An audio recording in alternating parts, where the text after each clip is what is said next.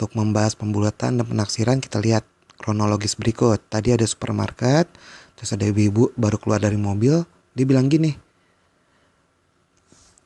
kira-kira belanja bulan ini berapa ya? Nah, terus ada nenek-nenek keluar dari supermarket nih, dia bilang, lumayan, dapat diskon 50%, jadi 47 ribuan lah. Nah, kebayangkan? Jadi, sebetulnya ketika kita menjalani kegiatan sehari-hari, sering sekali kita melakukan pembulatan dan penaksiran.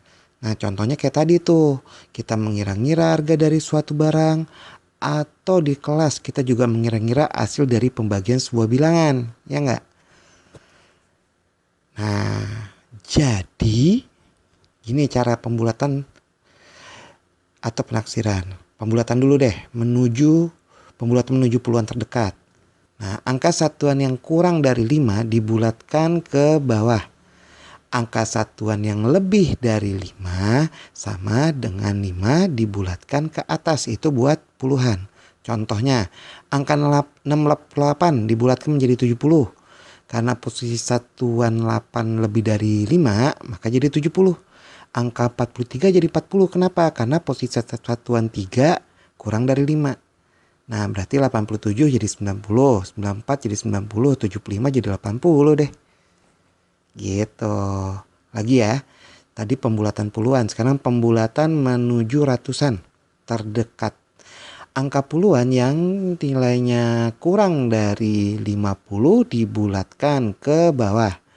Angka puluhan yang nilainya lebih atau sama dengan 50 dibulatkan ke atas. Contohnya, angka 149 jadi 100. Kenapa? Karena 49 kurang dari 50.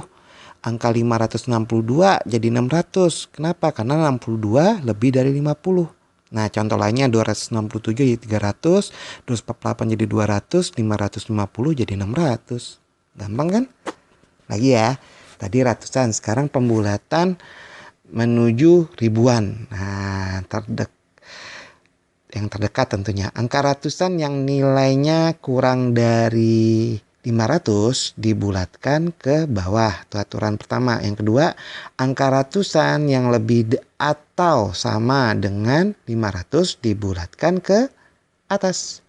Contohnya nih, 1678 dibulatkan jadi 2000. Kenapa? Karena angka 678 lebih dari 500, ya enggak?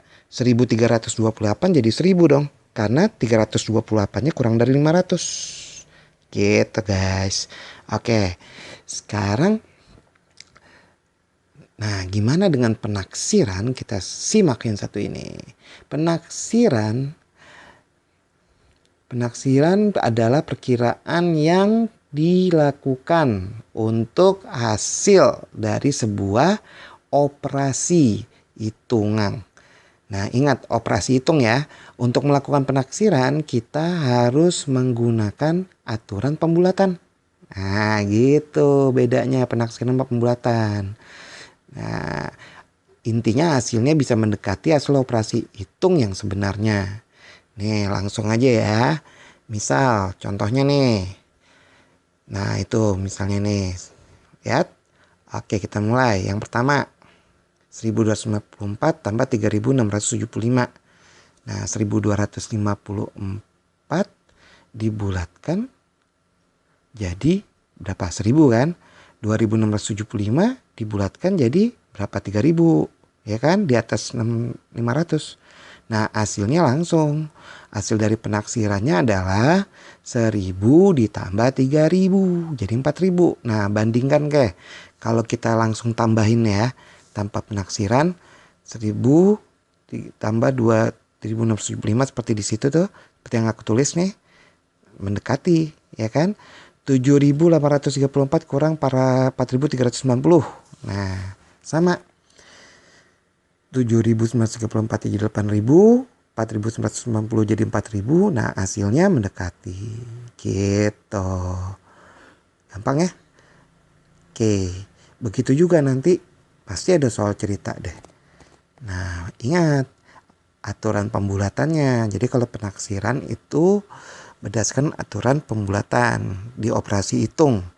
Nih jumlah penonton di sisi kanan 2.468 ya kan. Sementara jumlah penonton yang ada di sisi kiri stadion adalah 8.632. Sementara itu jumlah penonton yang belum masuk ke stadion adalah 1.358. Nah, taksirlah jumlah keseluruhan penonton yang nantinya akan berada di dalam stadion.